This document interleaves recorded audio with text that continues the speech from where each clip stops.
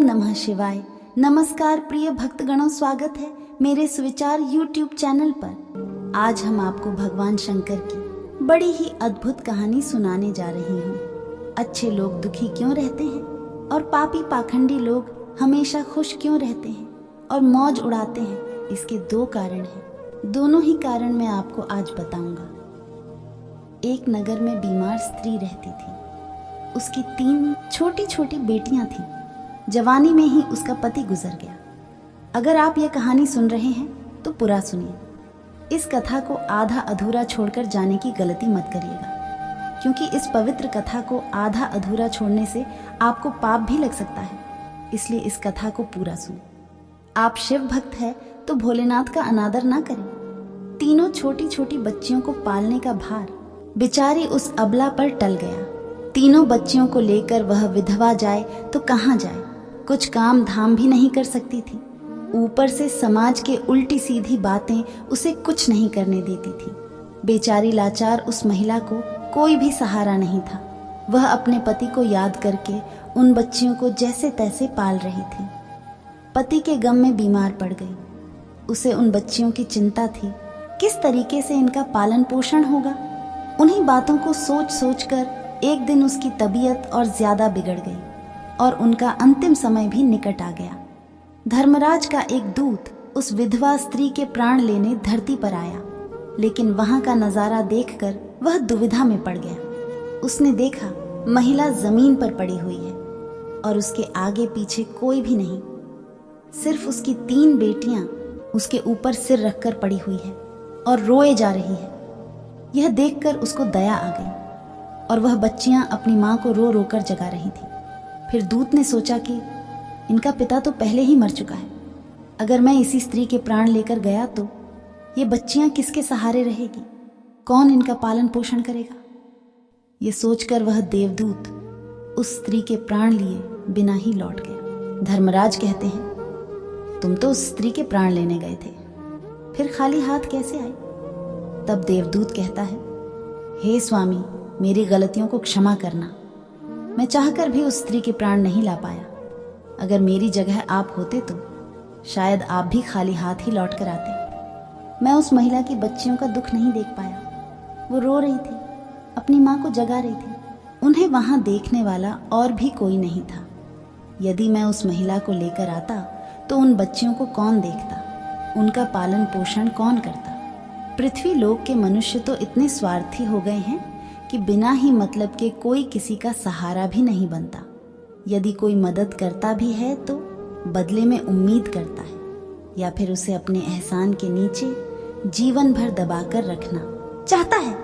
देवदूत कहता है कि स्वामी, उस महिला को थोड़ा और समय दिया जाए ताकि वह अपनी बच्चियों को पाल पोस कर बड़ा कर सके। देवदूत की बात सुनकर धर्मराज उसे डांटते हुए कहे, अरे मूर्ख, ईश्वर की बनाई गई सृष्टि में न कोई एक क्षण घटा सकता है। उसकी मर्जी के बिना न उसे जीवन दे सकते हैं और न समय से पहले मार सकते हैं। ईश्वर जो करता है सबके साथ अच्छा ही करता है। तुम कौन होते हो? विधाता के नियम को बदलने वाले।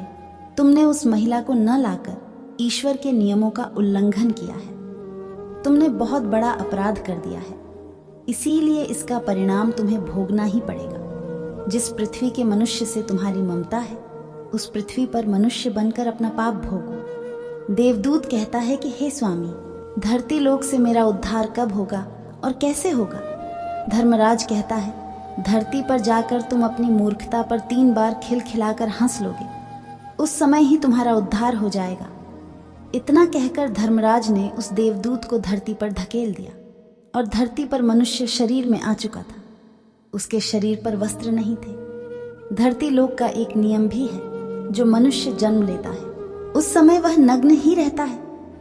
देवदूत ने जन्म तो नहीं लिया और वह निर्वस्त्र ही एक सड़क के किनारे पड़ा रहा। ठंड से ठिठुर रहा था। वहां से एक मोची गुजर रहा था। वह मोची अपने बच्चों को ठंड से बचाने के लिए कपड़े लेने जा रहा था। रास्ते में ठंड से ठिठुरते एक नग्न व्यक्ति को देखकर उस मोची को दया आ गई। उसने अपने बच्चों को तो कपड़े नहीं लिए, लेकिन इस देवदूत को कपड़े और कंबल जरूर खरीद दिए और कपड़े लाकर उस देवदूत को दे दिए। देवदूत कहने लगा, भाई आपने मुझे कपड़े देकर मुझ पर बहुत बड़ा उपकार किया है, लेकिन कपड़े देकर आपने मुझे ठंड से तो बचा लिया, लेकिन मेरे पास ना कोई घर है और ना कोई परिवार है और ना ही कोई भोजन का साधन है। तब मोची बोला, हे भाई तुम मेरे घर चलो, मैं तुम्हारा सारा खर्चा उठा लूंगा। और वह मोची देवदूत को लेकर घर पहुंचा। उधर मोची की पत्नी ने देखा, उसका पति तो बच्चों के लिए कपड़े लाने गया था, कपड़े तो कुछ लाया नहीं, उल्टा एक आदमी को घर बुला लाया है। पत्नी अपने पति से झगड़ने लगी और उसे भला बुरा कहने लगी। ये देखकर वह देवदूत बहुत जोर जोर से हंस पड़ा। मोची पूछा, अरे भाई तुम हंसते क्यों हो, ऐसा क्या देख लिया आपने? तब देवदूत ने कहा, भाई मेरी हंसी का रहस्य मैं आपको नहीं बता सकता, समय आने पर मैं तुम्हें स्वयं ही बता दूंगा। देवदूत मोची के घर में रहने लगा और कुछ ही दिनों में उसने मोची का सारा काम सीख लिया।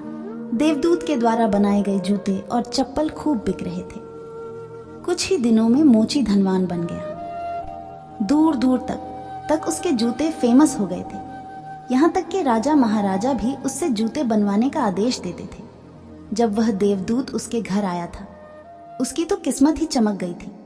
धन की कोई भी कमी नहीं रही, सब कुछ अच्छा चलने लगा। एक दिन की बात है, राजा का एक सैनिक चमड़ा लेकर उस मोची के पास आया और बोला, देखो हमारे महाराज, इसी चांद के बने जूते पहनना चाहते हैं। यह चांद बड़ा कीमती है, तुम ठीक से एक जोड़ी जूते तैयार कर दो और यह चांद खराब नहीं होना चाहिए।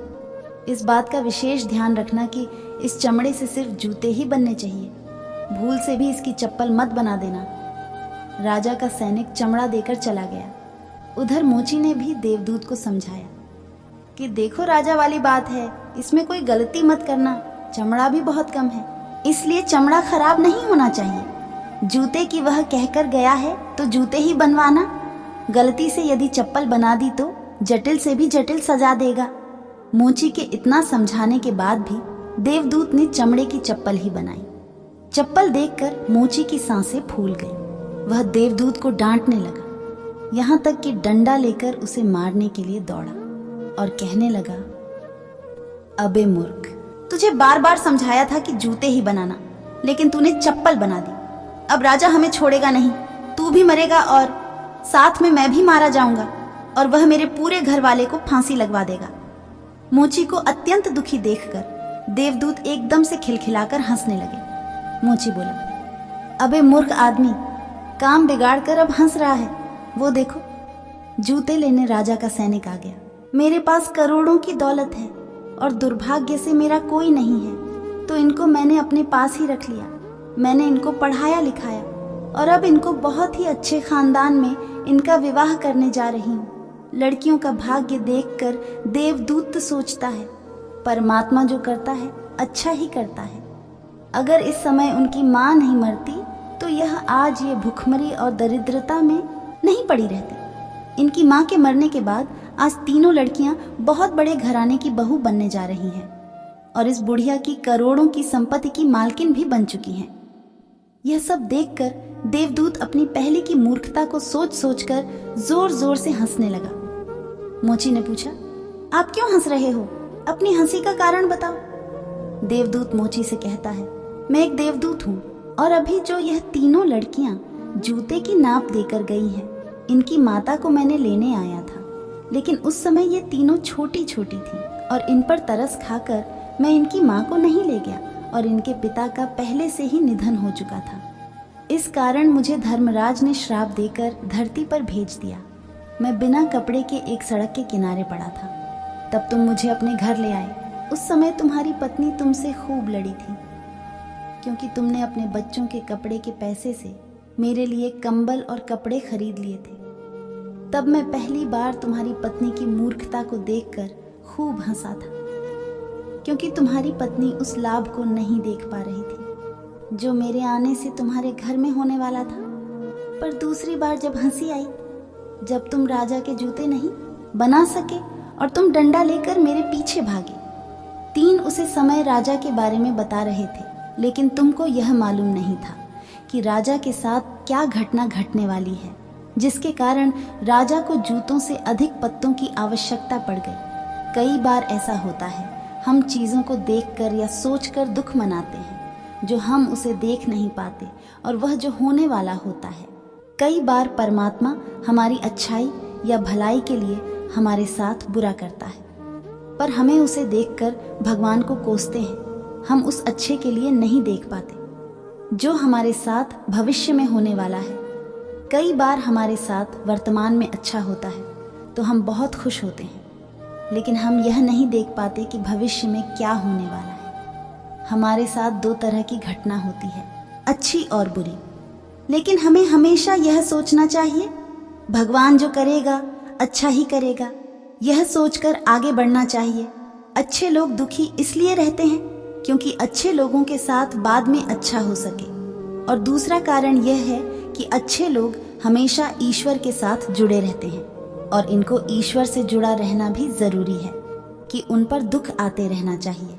अंत में देवदूत मोची को सब कुछ समझाकर वापस धर्मराज के पास चला गया। इस वीडियो को बोलते समय कोई त्रुटि हो तो मैं क्षमा चाहती हूँ। उम्मीद है कि आप सभी को ये वीडियो अच्छी लगी होगी। अगर आप शिव के सच्चे भक्त हैं तो चैनल को सब्सक्राइब और वीडियो को लाइक करके कमेंट में हर हर महादेव लिख दीजिए। धन्यवाद।